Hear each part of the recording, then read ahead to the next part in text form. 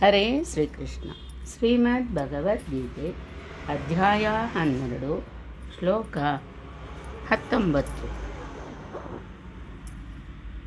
ತುಲ್ಯನಿಂದಾಸ್ತುತಿರ್ಮೌನಿ ಸಂತುಷ್ಟೋ ಯೇನ ಕೇನಚಿತ್ ಅನಿಕೇತ ಸ್ಥಿರಮತಿಃ ಭಕ್ತಿಮಾನ್ ಮೇ ಪ್ರಿಯೋ ನರ.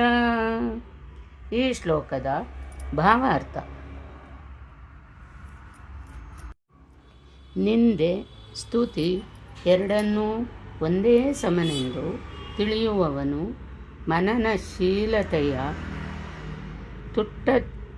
ತುದಿಗೆ ಮುಟ್ಟಿ ಮನಸಹಿತವಾದ ಇಂದ್ರಿಯಗಳು ಶಾಂತಿಯಿಂದಿರುವಾತನು ಶರೀರವು ಏನಕೇನ ಪ್ರಕಾರವಾಗಿ ನಿರ್ವಾಹವಾದರೂ ಅದರಿಂದ ಸಂತುಷ್ಟಿಯನ್ನು ಪಡೆಯುವವನು.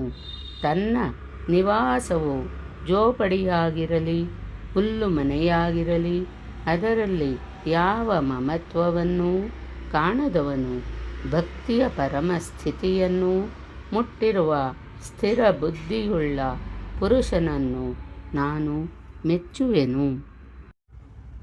ಭಕ್ತನು ಎಲ್ಲ ಸ್ಥಿತಿಗಳಲ್ಲಿಯೂ ಸಂತೋಷವಾಗಿರುತ್ತಾನೆ. ಒಮ್ಮೆ ಬಹು ರುಚಿಯಾದ ಭಕ್ಷ್ಯಗಳು ದೊರೆಯಬಹುದು, ಒಮ್ಮೊಮ್ಮೆ ದೊರೆಯದೇ ಹೋಗಬಹುದು. ಆದರೆ ಅವನು ತೃಪ್ತನೇ. ವಾಸಸ್ಥಳದ ವಿಷಯಕ್ಕೆ ಆತ ಗಮನ ಕೊಡುವುದಿಲ್ಲ. ಕೆಲವೊಮ್ಮೆ ಆತ ಒಂದು ಮರದ ಕೆಳಗೆ ವಾಸಿಸಬಹುದು, ಕೆಲವೊಮ್ಮೆ ಅರಮನೆ ಅಂತಹ ಕಟ್ಟಡದಲ್ಲಿ ವಾಸಿಸಬಹುದು. ಅವನಿಗೆ ಎರಡರಲ್ಲಿಯೂ ಆಕರ್ಷಣೆ ಇಲ್ಲ. ಆತನನ್ನು ಸ್ಥಿರ ಎಂದು ಕರೆದಿದೆ, ಏಕೆಂದರೆ ಆತನು ಸಂಕಲ್ಪದಲ್ಲಿ ಮತ್ತು ಜ್ಞಾನದಲ್ಲಿ ನಿಶ್ಚಲ ಭಕ್ತನ ಅರ್ಹತೆಗಳ ವರ್ಣನೆಯಲ್ಲಿ ಸ್ವಲ್ಪ ಮಟ್ಟಿನ ಪುನರಾವೃತ್ತಿಯನ್ನು ನಾವು ಕಾಣಬಹುದು.